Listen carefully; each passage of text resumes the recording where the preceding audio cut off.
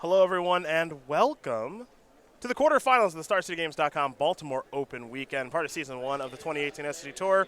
Brought to you by the wonderful people over at Ultimate Guard and Twitch. It's Cedric Phillips and Todd Anderson here in the booth. Nick Miller is down there in the feature match area telling these players to get this party started. They'll shake hands, good sportsmanship, and we are going to watch Michael Powers with Goryo's As Foretold against Alexander Ferzola with the very powerful Humans strategy, one that Todd Anderson, you are very familiar with. Yeah, I played Humans last week to a top 8 finish in SCG Atlanta Team Open, and deck's very good, very disruptive. Cards like Meddling Mage are significantly better when you have deck lists, which is important here. Cards like Thalia can slow down the combo elements from Michael's deck, but he has certain draws that can kind of start looking like a control deck, you know? And like if he just uses As Foretold with Living In as a Wrath of God, you know, whether or not he gets back a creature is not that relevant against the human deck specifically because, you know, you just sweep their board. But, yeah, I think Humans is favored, but if he doesn't have a second land... Oh, no. Alexander may not have a second land at all? You see Faithless Looting discarded a couple... Oh, boy. Discarded a couple copies of Gristlebrand. We could have Goryo's Vengeance on Gristlebrand right now as there's a Bloodstained Mire. How does he have it? I never have it. I never turn 2, except on camera against Pat Cox. He's fetched that swamp so fast. Wouldn't you? If you've got Goryo's Vengeance, Gristlebrand, he can't even shuffle. He can't even shuffle. He's so excited. Alexander's so dead. This is bad news. No second land. Vial on 1's obviously a great start. Noble Hierarch Champion of the Parish can come out of there. But if Michael Powers has Goryo's Vengeance on Gristlebrand right now, we're not even going to see the As Foretold portion of this deck. This game could just be over. Yeah, I mean, he doesn't have a combo kill this turn. What he can do, though, is set up the perfect 7, discarding all of the combo pieces like Kiki Jiki, Deceiver Exarch, etc., and then use As Foretold to bring them back and combo kill old school Splinter Twin style. Okay. Well, there's Goryo's Vengeance. Here's Gristlebrand. Look, if this was what I was doing on turn 2, my opponent would be dead because I would be either Nourishing Shoal or playing Fury of the Horde to untap my my Gristlebrand over and over again until my opponent died. Well, here's our first Gristlebrand activation. Just saying. Michael Powers is down to 12.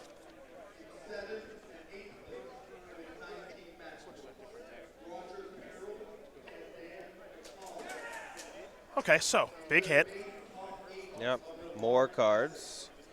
Like I said, he's literally just digging for As Foretold, Living In, and hand, and then gonna hope to discard, you know, the 2 pieces of the combo, Splinter Twin, or Kiki Jiki, Mirror Breaker, and Deceiver Exarch. Okay. And I guess he'll also get a Gristlebrand onto the battlefield too.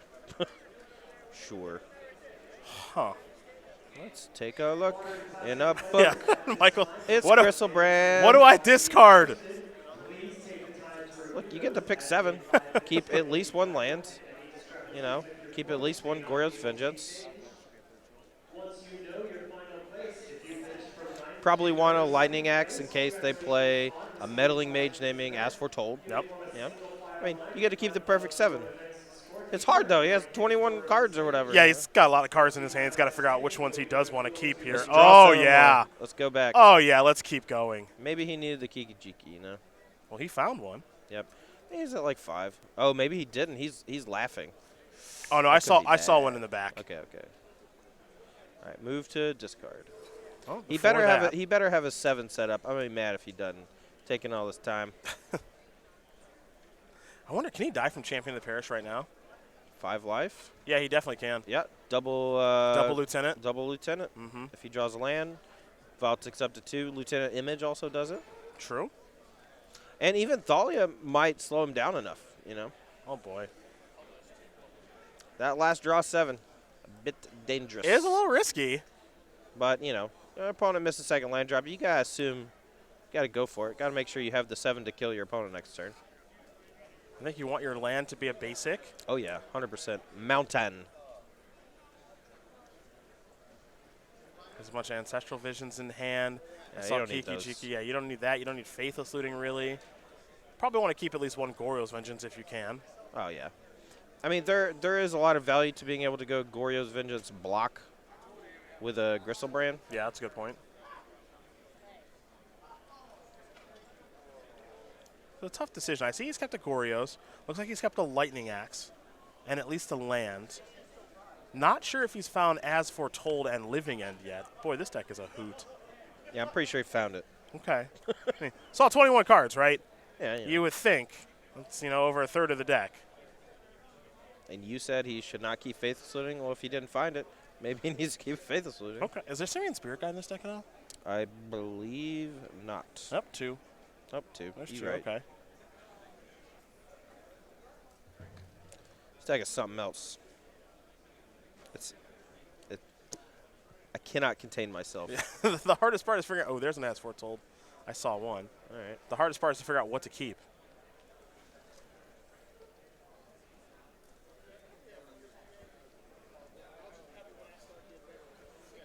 We do have an update on a different match. Brendan Candio is off the schneid. He won his match. Man, coming in clutch. That's right. So Team BCW appears to be on the board. DeCandio wins. We'll see how Tannen Grace and Ross Merriam are doing soon enough.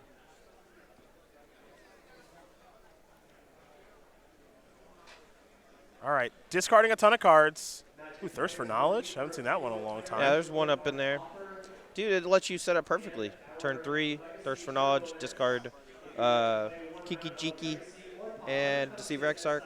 Untap, As Foretold, Living End, combo you. Game over. You don't need artifacts. You want to discard 2 cards. All right, Vials on 2. Yep. No land, though. Maybe. Yep. What Not we got dead. here?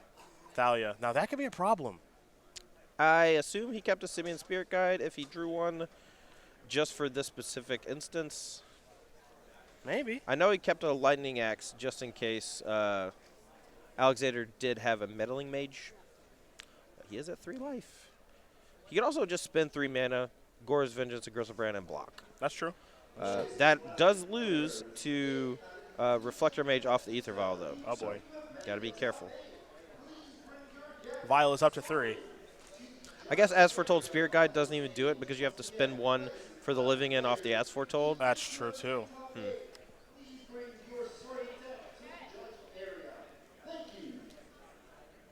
Let's see what Alexander's going to do here.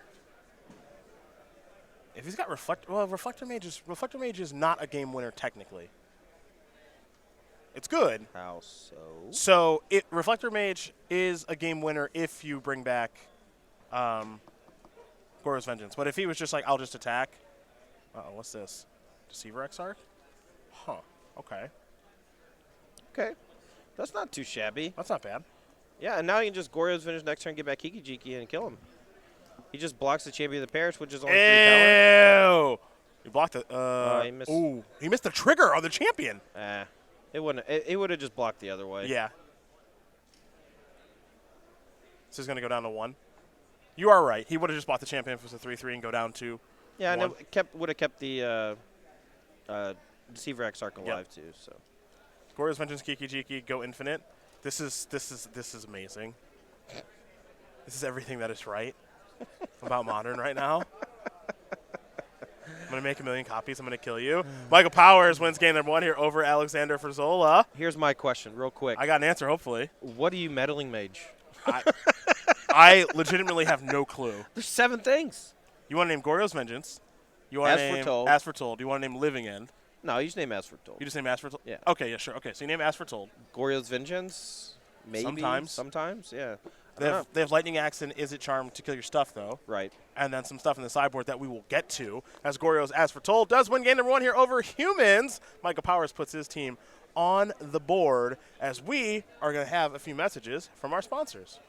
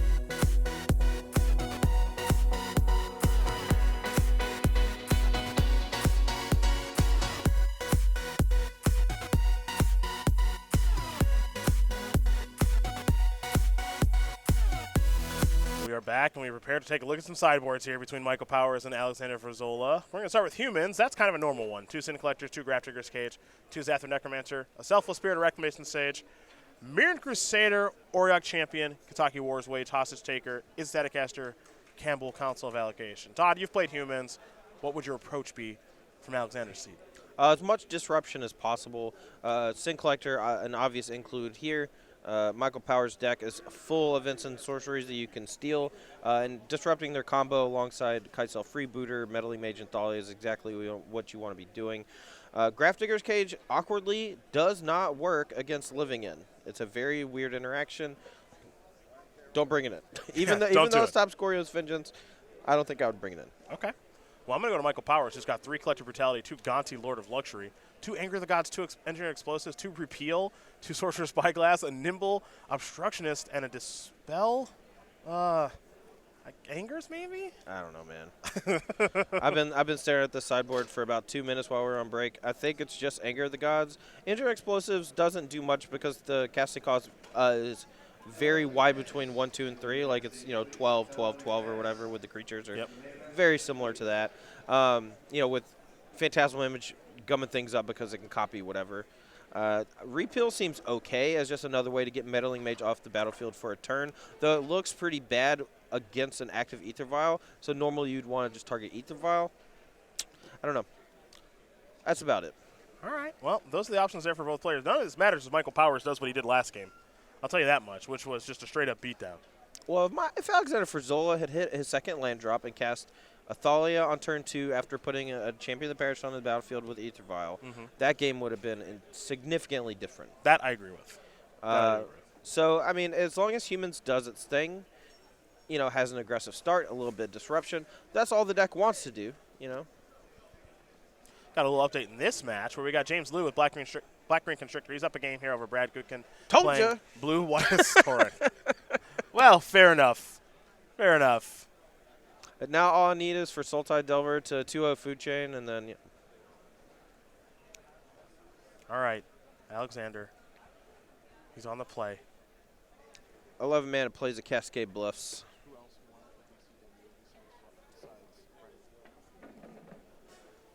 All right, well, we got one team through, folks. One team is through to the semifinals, and it's Team BCW. Brendan DeCandia was able to get a win in his match over Zachary Kilney. That was white-blue mid-range over white-black aggro. And then Ross Marion with Elves was able to get by Christopher Turnbull playing Hollow One. Looks like Elves has a good matchup against Hollow One. Second time Ross has beaten it in the past 2 rounds. So Team BCW moving one step closer to finally getting Tan and Grace that trophy he so desires. Now, I think I figured out my catchphrase, Cedric. Hit me. It's, told you. Okay. Got it. Got it. You're 2 for 2. Yeah, We got ourselves a faithless looting here, Todd. Well, that's one of the better ones. Ben Friedman calls it the brainstorm of Modern. We'll see. We will see. It is one heck of a card. It's only been in Modern for, 7 years or however long Modern's been around, basically. And he's the first person to ever say that. Maybe he's a genius. Maybe he's pulling a Kanye. I don't know. All right, that one was good. That one was good. We'll go back over to Alexander.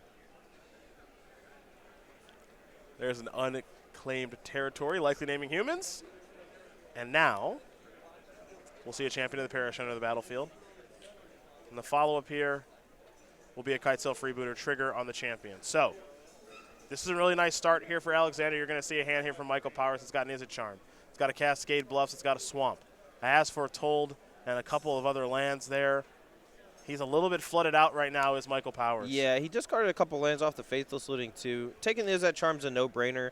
The odds of Michael Powers just, if he takes As Foretold, Michael Powers is like 95% to just Izzet Charm, the Kitesail Freebooter on his turn, using his mana efficiently, curving into the As Foretold on 3, and hopefully finding something big to do off of it. Deceiver Exarch the draw. You got to remember that this deck's draw steps can literally be anything. You just don't know what's coming. If you hid this deck list from me, that's right in front of me, you hid it from me, and you told me he was playing, 1 Through the Breach in his deck, He had a sideboard Madcap Experiment combo.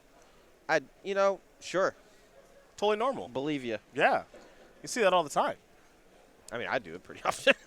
Just Here's another Kite Sail Freebooter. don't miss the trigger. Gonna You get to stack him how you want, so that's he can do that. It's fine. So Champion of the Parish is now a 3-3.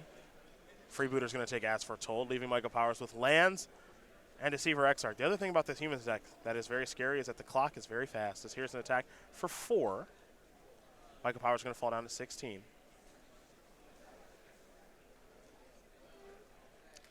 I might have a Vial post-combat, absolutely. Yeah, worst possible Ether Vial ever printed. Or It's not not printed. It's not a good time for it. No. I mean, I think he actually had the option between turn 1 Noble Hierarch and turn 2 Ether Vial, or turn 1 Ether Vial, but his turn 2 explosive start of like Champion of the Parish, Kite Sail Freebooter, and having a Noble Hierarch on the battlefield was a little bit better than starting with an Ether Vial. Kind of hard to pass up. Sure, that's true. But, you got to do what you got to do. That's my other catchphrase. You got to do what you got to do. Just a bunch of catchphrases just coming out here in the top 8. Look, you told me to think about them. Alexander does have a copy right now of Mantis Rider in hand that he can deploy and really pick up the pace on the clock here.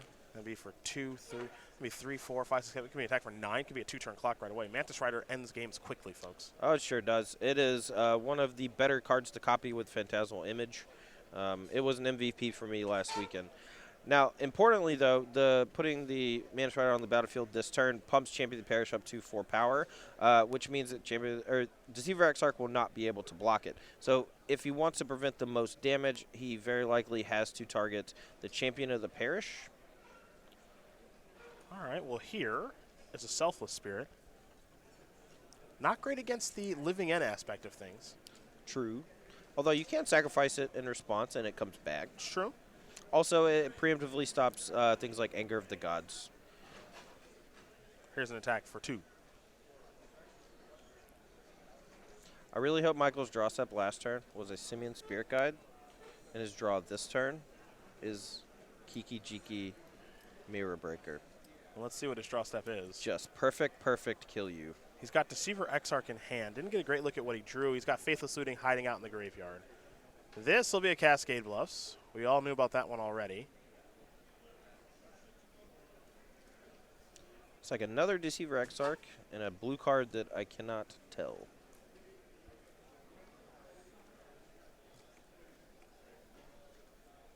Maybe it's Ancestral Visions. Who knows? Would not be ideal.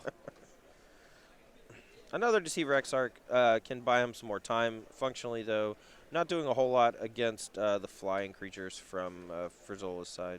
Yeah, I think that's the biggest issue right now is just the Flyers are causing a lot of problems. And if Mantis Rider does show up here, which it looks like it might, yep. Champion is going to get another counter. That's a 1-round Modern event. You have 10 minutes to register at side events. And we're going to see some beatdowns here. Oh, is it Repeal? Maybe that's what the card is, an alternate picture Repeal. Repeal could be okay It's right foil. I want to know so bad now. now. Looks like Sultai Delver up a game now over Food Chain. Or Roshan Epin up a game here over Cosmo Quack. What a name. What names, plural. Although Yeah. Cosmo Quack is a sweet name. Cosmo's dope. I actually met him earlier in the weekend. He brought me a beast token to sign, I believe. Nice. I don't see many of those lately. They're not running around as much as they used to. And no one's trying to cast beasts with it. It's true. Garrick Primal Hunter not seeing as much play as he used to. What I'm saying is I picked the wrong token. Can't all be goblins. Well, they just die a lot, so it's not great. Squish. They do just die all the time. Powers here trying to determine the best creature to tap down to prevent the most damage. I suspect he may tap down the Mantis Rider and then just use one of his extra Deceiver Exarchs to chump block. That might be the best thing to do here. Ooh, boy. He does have repeal. He's untapping to repeal. Yes. Interesting. All right, here they come. It's definitely a blue card. That's what's killing me. If he's untapping his land, it has to just be repeal. Oh, I'm dying. Here it comes. Target. Haven't seen a repeal cast in years. Yep. There it is. No, Alternard, just foil. Threw me off. Also haven't seen the card in I haven't seen the card years. cast in I don't so really long. cube draft that much, like, you know, Popper Cube or whatever. Oh, what do we got here in response? It'll be Lots Thaya's boy. of damage. Thaya's lieutenant. It's going to mean that these humans are attacking for even more damage. So it's 2, 4, 8. Plus the spirit's 10. Yeah, it looks like powers are going to fall down to 4. I believe we still need to draw a card off the repeal, but not. There it is. There we go. Kiki Chiki, where are you? Yep, he has the land. He just needs to peel Kiki. You know, all this is flying damage. Deceiver Exarchs obviously cannot block flyers. So 10 damage to the dome. 4 life. You got to have it now. He does play 3 copies of Kiki Jiki, though. So 3 and about 40, 45 cards. Yep. Goro's Vengeance. If his other draw was like Faithless Looting and he hits. He has a Faithless Looting in the graveyard. And a land? Yes. Oh, nice. Let's go. Let's go. Fetch an island. Fetch an island. You want to fetch first, right? Yes. Thin your deck out a little bit? Yeah, but it's always on top when you do. That's true. Don't look. Sometimes I don't. He looked. He looked. He's safe. Sometimes I don't fetch just because I'm like, if I fetch to thin, you know, I'm going to lose because it's on top. Okay, man. Look, you got to believe in the heart of the cards. You're basically flipping a coin. It's either in the top 2 or it's not.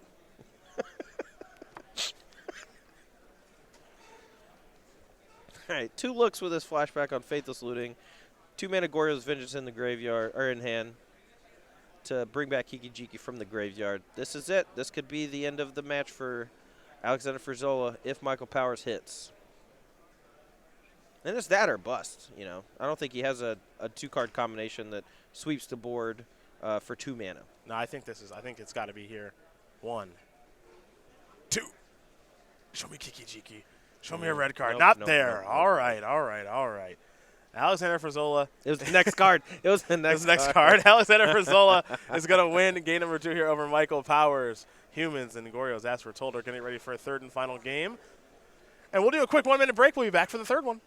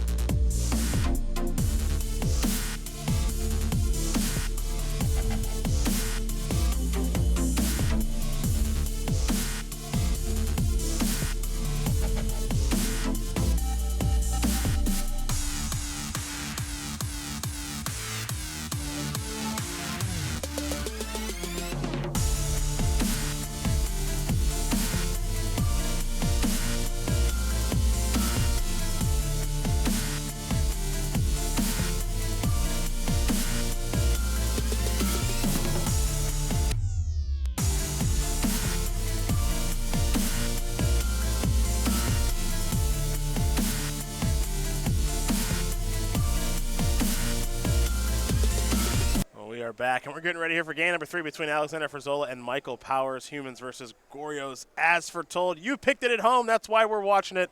And we are excited to see if Michael Powers can get another game win with this deck. He's going to start things off with a Faithless Looting. Draw 2 cards and, of course, discard 2. You can already see a Simian Spirit Guide in hand. Looks like he may have added a copy of Izzet Charm as well. And we want to see some combo magic here, Michael, like we saw in the first game. Yeah, I mean, being on the play here is a big deal. You know, turn 1 Faithless Looting into turn 2 Goryo's Vengeance, or even Simian Spirit Guide As Foretold is a pretty strong start that gets under all of these disruptive 2-mana creatures from the human side. That'll be a Cavern of Souls into a Noble Hierarch there for Ferzola. Ferzola is just hoping that he is, oh boy. There's As Foretold. Okay. I don't think he has any sweet combo elements just yet, but at this point, a Living End off the top is going to act effectively as a Wrath of God. If he's able to put a few more creatures into the graveyard, it'll be a Wrath of God plus bring everything back, which is pretty nice. Ancestral Vision or something like that would let him draw 3 cards and find more combo pieces. It's a powerful card, even when you're not using it degenerately to cast spells that you might not normally be able to cast, such as Living End. We're going to take a look at As Foretold here. You get an idea of exactly how this card works for those of you who've never seen it before. Because, as you said, it is a pretty good card no matter what you're doing. Mm-hmm. It's kind of like Ether Vial for spells. 2 words.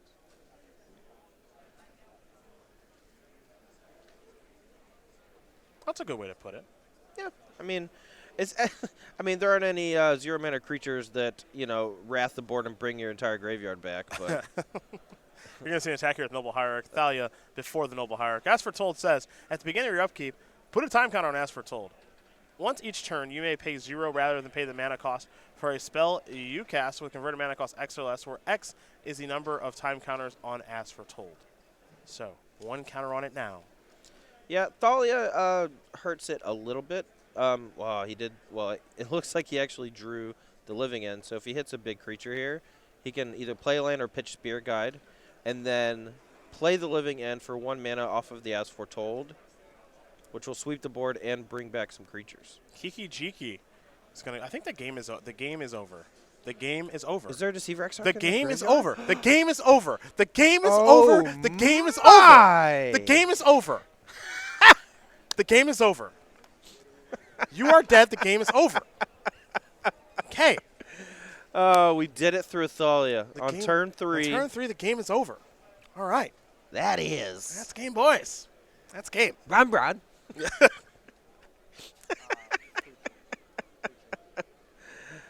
Oh, boy. He's okay. We're in the explaining how the combo works Yep. phase, I believe. Yep, this is the you're not going to like what happens phase of the game. No, and he paid a mana for that Living End with a Simian Spirit Guide. He So did.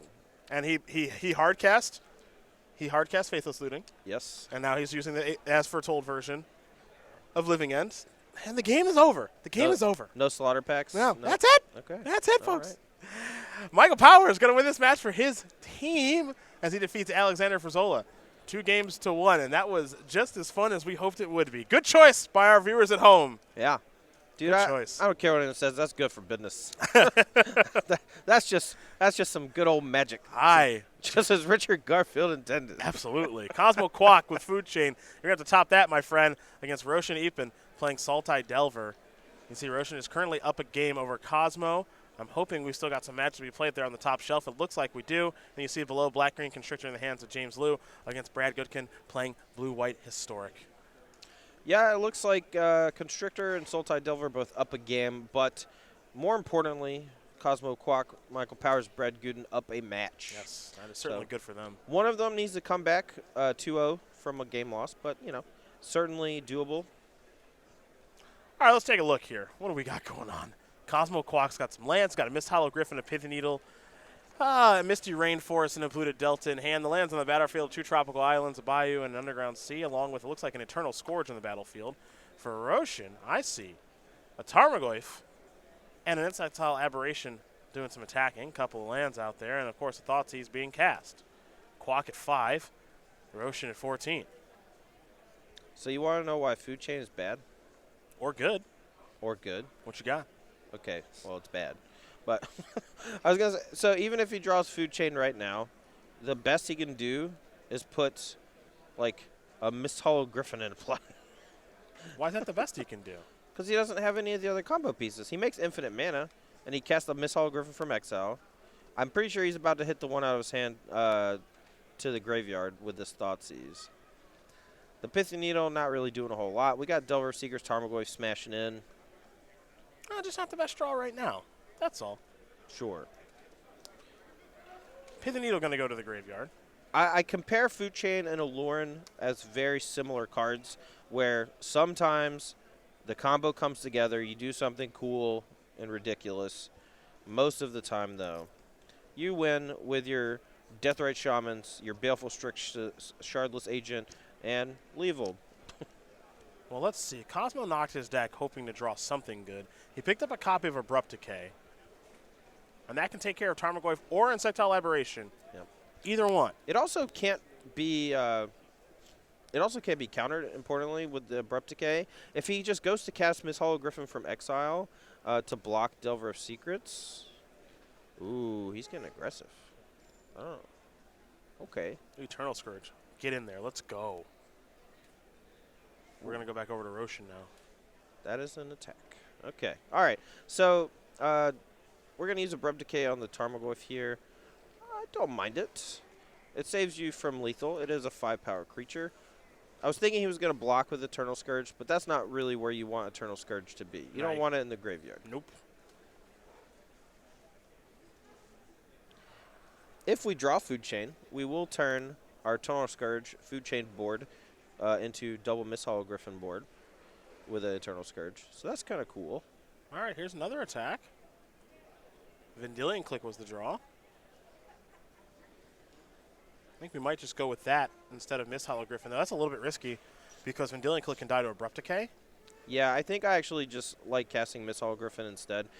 Spell Pierce Daze, these are not cards you need to worry about too much. However, I think Roshan may have a copy of Force of Will and a blue card, and if that's the case, I think this one's over, folks. Yeah, there's Force of Will, there's your blue card, and that is going to do it. Roshan Ethan's going to win this match here over Cosmo Quack.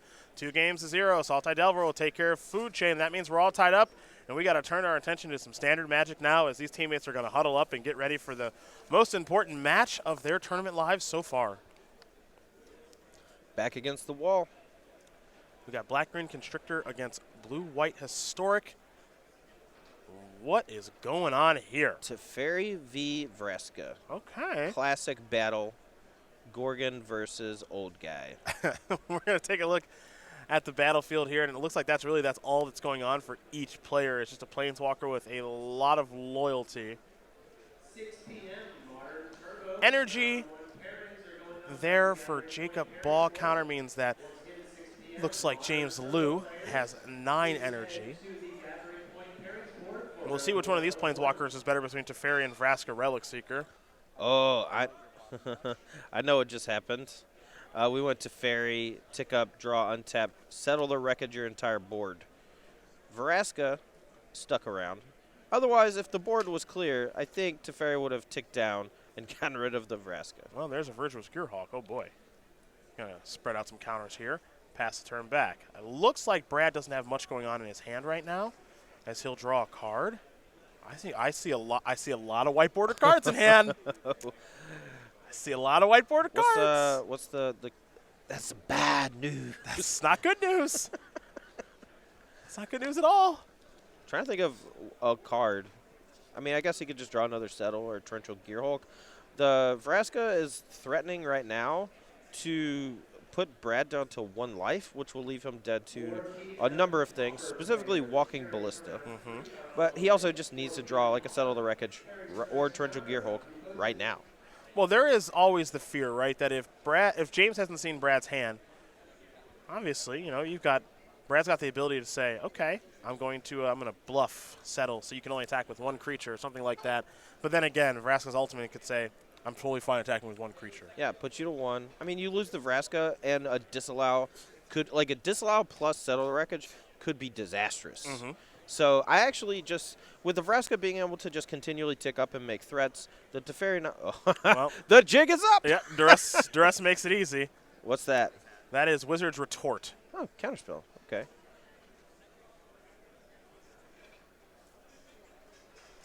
So, So this keeps the bluff alive. Don't mind. got to keep up appearances. All right, put you to 1. I don't know if we're going to be able to keep up appearances anymore. That resolved. Now what do? Do you play around to cast out, or do you play around settle the wreckage? See how many he's got left in his deck of each. Play around seal away? I think you just shove with both. Yeah.